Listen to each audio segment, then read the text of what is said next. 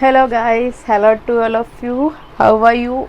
I hope you all are being good. आप सभी अच्छे होंगे. आप सभी को मेरा नमस्कार. जय हिंद, जय भारत. काफ़ी दिनों बाद, आई थिंक 3 या 4 दिन बाद हम मिल रहे हैं और हमारा बीच में टॉपिक छूट गया था नृत्य वाला, जो हम अभी कंप्लीट करेंगे. इससे पहले हम कुछ बात कर लेते हैं अबाउट योर एग्ज़ाम. जैसा सबके आप सबको पता है कि हमारे एग्ज़ाम को अभी बहुत कम टाइम बचा है. जैसे कि आज 28 हो चुकी है मई, तो पीछे बचे आई थिंक 4 and 25 29 डेज़ बचे हैं टोटली, और मानो तो 25 डेज़ ही बचे हैं. तो आप जैसे कि आपको पता है, आप में से कुछ लोग हमारे वीडियोस देखते हैं और ज़्यादातर नहीं देखते हैं, लेकिन थोड़े बहुत लोग देखते हैं. फिर भी आपसे मैं यही रिक्वेस्ट करूँगी कि जितना तो हो पाएगा उतना जो मेन टॉपिक है वो तो हम कराएंगे और कर भी रहे हैं, लेकिन उसके अपोजिट आप जैसे कि पढ़ ही रहे होंगे साथ में कौन कौन से टॉपिक्स हैं जो पढ़ने लायक हैं वो तो पढ़ ही रहे. और रही बात, मेरे किसी का कमेंट आया था कि प्रैक्टिकल का, तो प्रैक्टिकल आप क्या कीजिए, जो 11th और 12th की वर्क बुक आती है ना, आप या तो किसी स्कूल से लेके आ जाइए या फिर किसी और से ले लीजिए. और वैसे भी मार्केट में आती है 11th और 12th की वर्क बुक आती है प्रैक्टिकल की, स्कूल से लीजिए, वो बेस्ट रहेगा.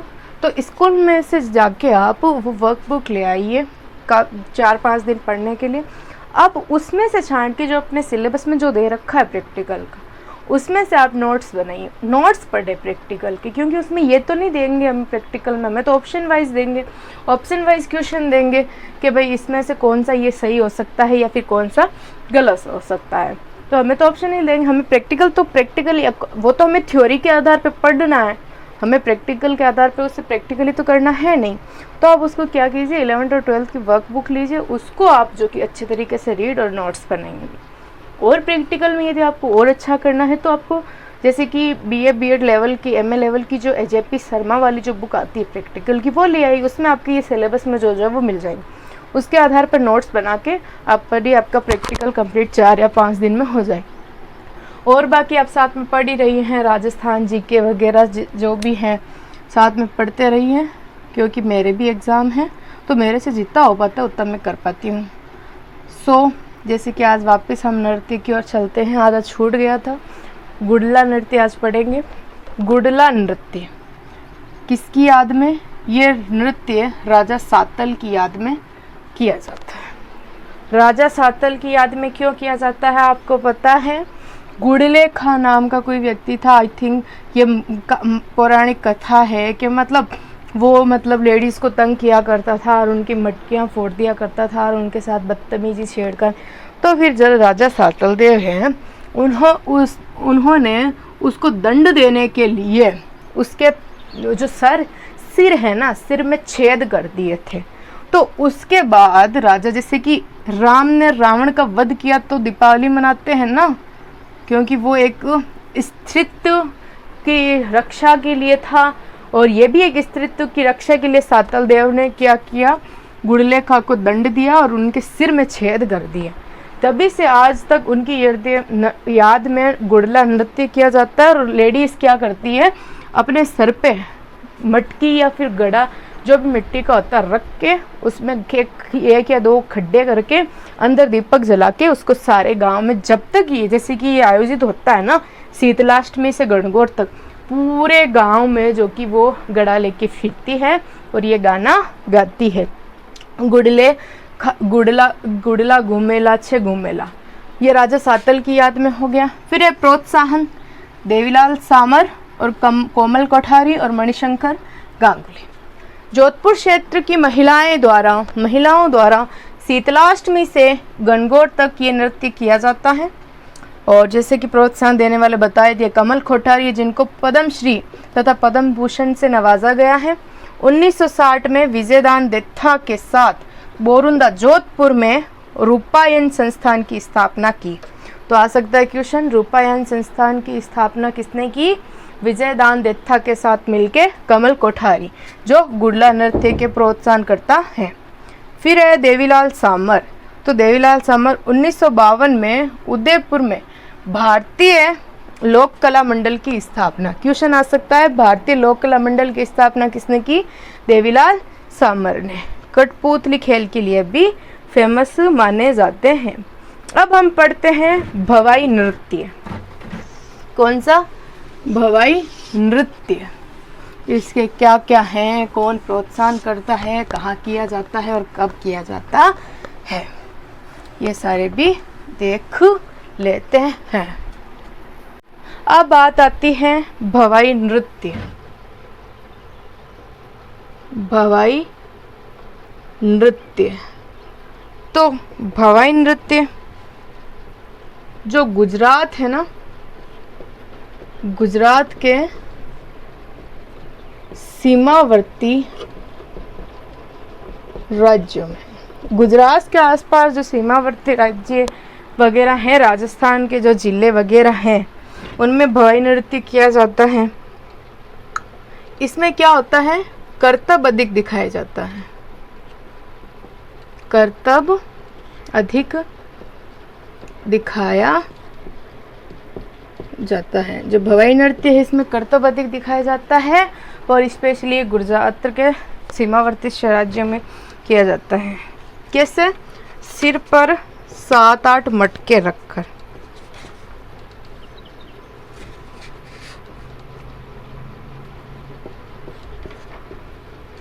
मटके रखकर, तो इसका कुछ ज़्यादा डीप में नहीं है, बस इतना ही है कि गुजरात के सीमावर्ती राज्यों में किया जाता है, सिर पे 7-8 मटके। तो आई थिंक इससे तो क्वेश्चन आपके नहीं बनेगा, क्योंकि पूछते उसी का है जो ज़्यादा लॉन्ग होता है, जिसके बारे में नए नए लॉजिक हो, नए नए चीज़ें हों। अब बात आती है चरी नृत्य। पता चल रहा है जैसे कि सर पे चरी रखी जाती होगी। कहाँ पे किया जाता है? स्पेशली किशनगढ़ में गुज्जर महिला,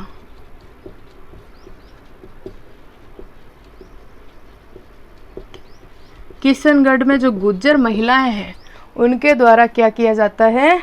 चरी नृत्य किया जाता है। महिलाएं सिर पे क्या रखती है? चरी रखती है, पहले ही बता दिया। फिर है कपास के जलते हुए बीज रखे जाते हैं। चरी और चरी में क्या? कपास के जलते बीज।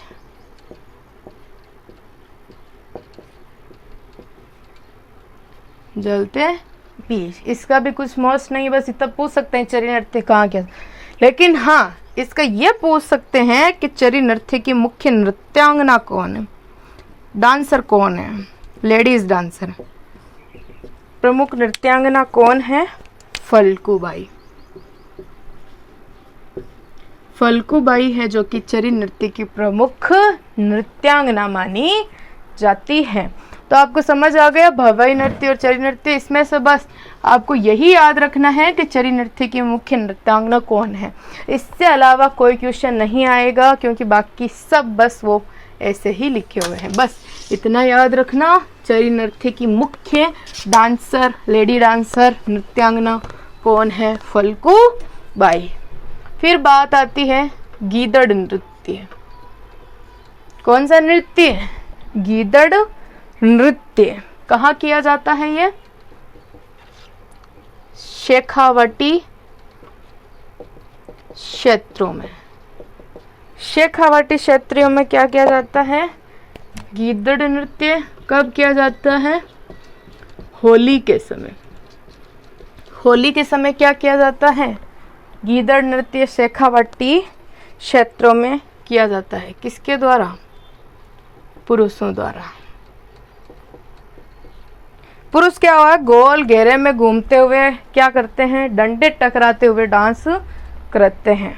मुख्य वाद्य यंत्र, मुख्य वाद्य यंत्र क्या है इसका? नगाड़ा। क्या हो गया? नगाड़ा। इसमें जो पुरुष महिलाओं के, यानी कि इसमें जो पुरुष महिलाओं के कपड़े पहनकर नाचता है, महिला वस्त्र पहनकर क्या करते हैं? गोल घेरे में घूमते हैं और वो डंडे आपस में टकराते हैं। ये नृत्य किया जाता है, उसे गणगौर या मेहरी कहा जाता है। यानी कि जो पुरुष वो क्या करता है? महिलाओं के कपड़े पहन कर डांस करता है ना, उसे क्या कहते हैं? गणगौर या महरी। गणगौर या महरी कहा जाता है जब शेखावाटी क्षेत्र में गीदड़ नृत्य में पुरुष महिलाओं के कपड़े पहन के डांस करते हैं ना, डंडे लेके, उसको गणगौर या महरी कहा जाता है। अब बात आती है चंग नृत्य। ये भी कहाँ होता है? शेखावाटी में होली अवसर पर। यह भी कब किया जाता है? होली पे किया जाता है, शेखावाटी क्षेत्र में। किसके द्वारा? पुरुषों द्वारा। तो अब आपको पता चल गया कि इन दोनों नृत्य में एक चीज याद रखनी है, वो यही कि गीदड़ नृत्य शेखावाटी क्षेत्र में पुरुष होते हैं जो महिला के वस्त्र पहन के डांस करते हैं, उसको गणगौर या महरी कहते हैं। पहला क्वेश्चन ये आ सकता है, और दूसरा क्वेश्चन बस यही है कि चंग या गीदड़, ये याद रखना कि शेखावाटी क्षेत्र में होली पे। बस 2 लाइन याद रखनी और कुछ याद मत रखना, क्योंकि बाकी सब याद रखना कोई ज़रूरी नहीं है, वो तो ऐसे ही दे रखे हैं। फिर बात आती है बिंदोरी। ये कहाँ? झालावाड़ में क्या किया जाता है? बिंदोरी नृत्य। किसके द्वारा? पुरुषों द्वारा किया जाता है बिंदोरी नृत्य शेखावाटी क्षेत्र में। याद रखना कब किया जाता है? होली के अवसर पे किया जाता है। फिर 13वां आ गया डांग नृत्य। डांग नृत्य कब किया जाता है? नाथ द्वारा रास संबंध में पुरुषों द्वारा। तो बस देख लिए 4 नृत्य हैं, लेकिन चारों में यही याद रखना है, गीदड़ और चंग कहाँ? शेखावाटी में। फिर दूसरा क्वेश्चन ये बनता है कि शेखावाटी में गीदड़ नृत्य में पुरुष जो कपड़े पहन के डांस करते हैं महिलाओं के, उसे क्या कहते हैं? गणगौर या महरी। 2 क्वेश्चन हो गए। फिर तीसरा है डांग नृत्य कहाँ? नाथ द्वारा में, और बिंदोरी कहाँ? झालावाड़ में। यही अब हम पढ़ते हैं, ये तो हो गए क्षेत्रीय नृत्य सारे 13। अब पढ़ते हैं जनजातीय नृत्य। हाँ, तो ये सारे क्षेत्रीय नृत्य 13 कंप्लीट हो गए। अब हम देख लेते हैं जनजातीय नृत्य। जनजातियों के कौन कौन से नृत्य हैं जो किए जाते हैं, कौन से वाद्य यंत्र द्वारा, किसके द्वारा, ये सारे मोस्ट हैं, ये भी आपको याद रखने योग्य हैं। जनजातीय नृत्य। सबसे पहला आता है भील, ग्रासिया,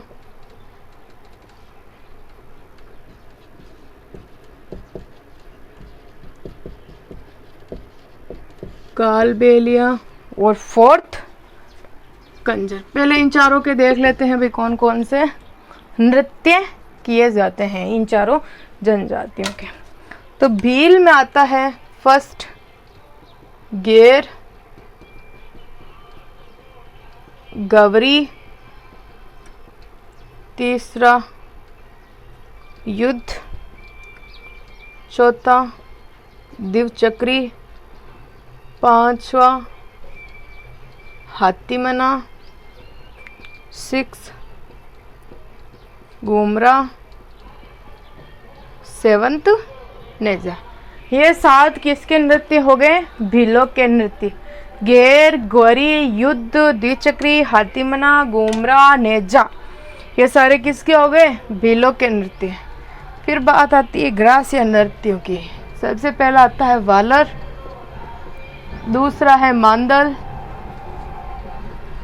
तीसरा आ गया लूर, 4th आ गया कूद, 5 आ गया जवारा, 6 आ गया मोरिया, 7th आ गया गौर। ये किसके हो गए? आपके ग्रासिया जनजाति के नृत्य।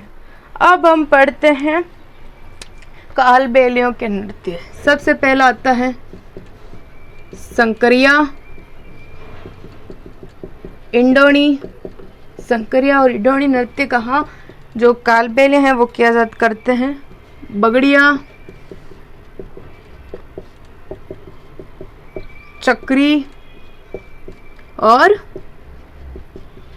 पणिहारी। ये किसके हो गए सारे, कालबेलियास नृत्य, कालबेलियों के नृत्य हो गए। अब हम देख लेते हैं कंजर के, वो कौन से हैं, चक्री, एक तो कौन सा हो गया चक्री और दूसरा क्या हो गया धाकड़ नृत्य। ये दो नृत्य हैं कंजर जाति के। तो सागे समझ भील के है गेर ग्वरी युद्ध द्विचक्री हतिमना घुमरा नेजा ग्रासिया के वालर मांदल लूर कूद ज्वारा मोरिया गोर कालबेलिया के संकरिया इडोनी बगड़िया चक्री पणिहारी कंजर के चक्री धाकड़। ये हो गया। अब बात आती है जो कथोड़ी जनजाति है, जो स्पेशली कत्था बनाती है, इसीलिए उनका नाम कथोड़ी पड़ा है। कथोड़ी, इनके कौन कौन से डांस होते हैं, एक तो होता है मावलिया और दूसरा होता है होली नृत्य। ये दो नृत्य कथोड़ी जनजाति के फेमस नृत्य है। फिर आती है मेव जनजाति। कौन सी, मेव। तो मेव में है रणबाजा और रतबई, ये इनके फिक्स फेमस नृत्य हैं। फिर बात आती है सहरिया।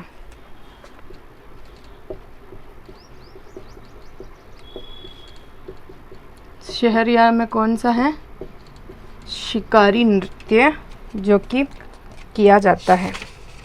तो आपके देखो ये सारे नृत्य मैंने लिखाए हैं जो स्पेशली हैं, जैसे कि ऊपर के तो बता दिए, कथोड़ी के हैं मावलिया, होली, मेव के रणबाजा और रतबई, और सहरिया के हो गए शिकारी। ये सारे नृत्य हो गए।